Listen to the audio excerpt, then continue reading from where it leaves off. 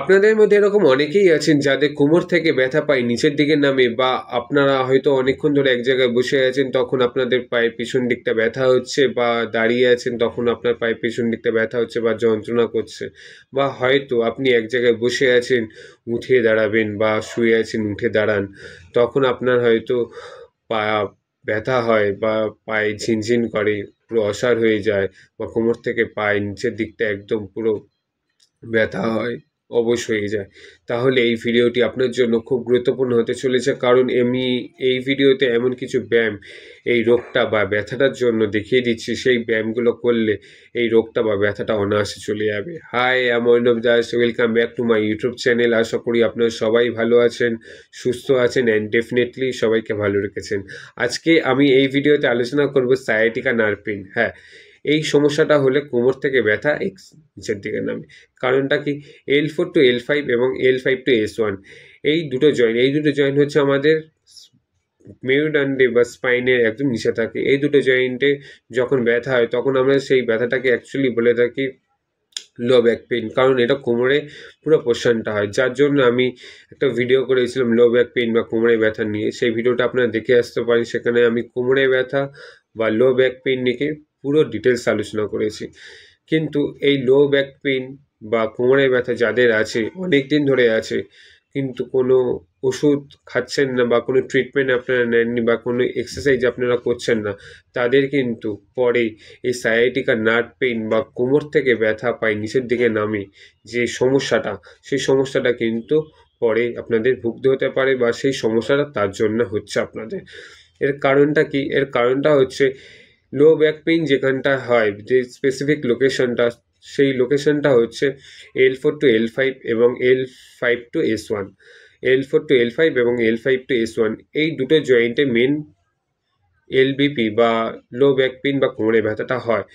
এই দুটো জয়েন্ট থেকে আবার একটা নার্ভ পাস হয়েছে, সেই নার্ভটার নাম হচ্ছে সায়াটিকা। এই সায়াটিকা নার্ভ কিন্তু আমাদের কোমর থেকে একদম পায়ের নিচ অবধি, প্রায় গোড়ালির নিচ অবধি গেছে, সেটা একদম পায়ের পিছন দিক থেকে। যার জন্য আপনি অনেকক্ষণ ধরে এক জায়গায় দাঁড়িয়ে আছেন, বা হয়তো এক জায়গায় বসে আছেন, তখন আপনার পায়ের পিছন দিকটা ধরে যাচ্ছে। এই ধরে যাবার কারণটা হচ্ছে এই নার্ভটা তখন সমস্যা হচ্ছে, বা এই নার্ভটা তখন চোট পড়ছে।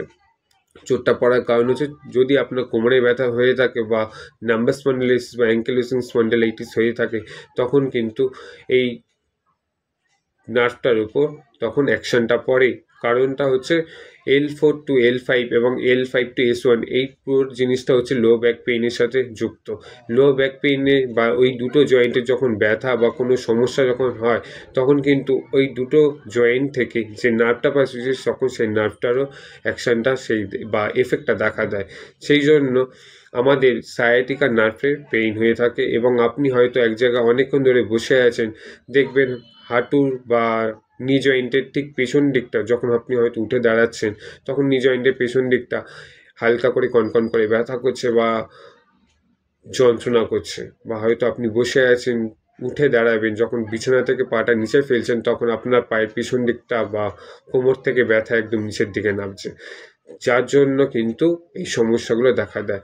তাই এই সমস্যাগুলো মুক্ত পেতে বা এই রোগটা থেকে আপনি পুরোপুরিভাবে মুক্ত পাওয়ার জন্য, উইদাউট মেডিসিন বা ওষুধ ছাড়া, তাহলে এই ব্যায়ামগুলো আপনি বাড়িতে কমপক্ষে 1 থেকে 2 মাস যদি করতে পারেন, তাহলে কিন্তু এই সমস্যাটা অনায়াসে আপনাদের চলে যাবে। তাই ভিডিওটা শেষ পর্যন্ত দেখবেন, এবং প্রত্যেকটা ব্যায়ামের পজিশন এবং প্রত্যেকটা ব্যায়ামকে খুব ভালো করে দেখতে হবে।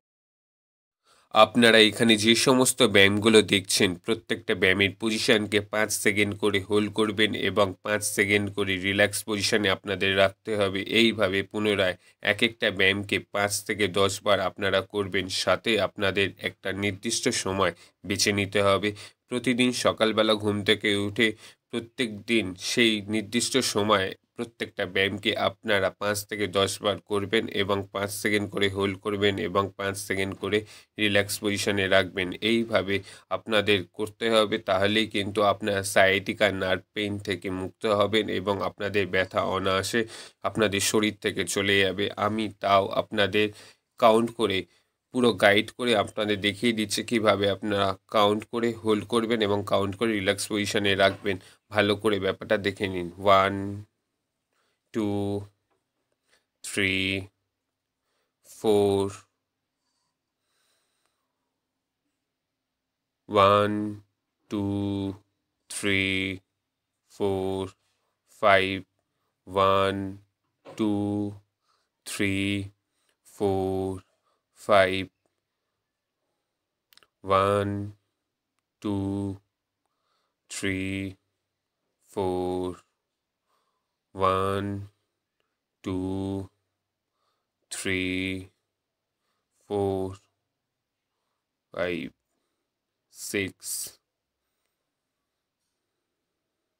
1 2 3 4 5 6 1 2 3 4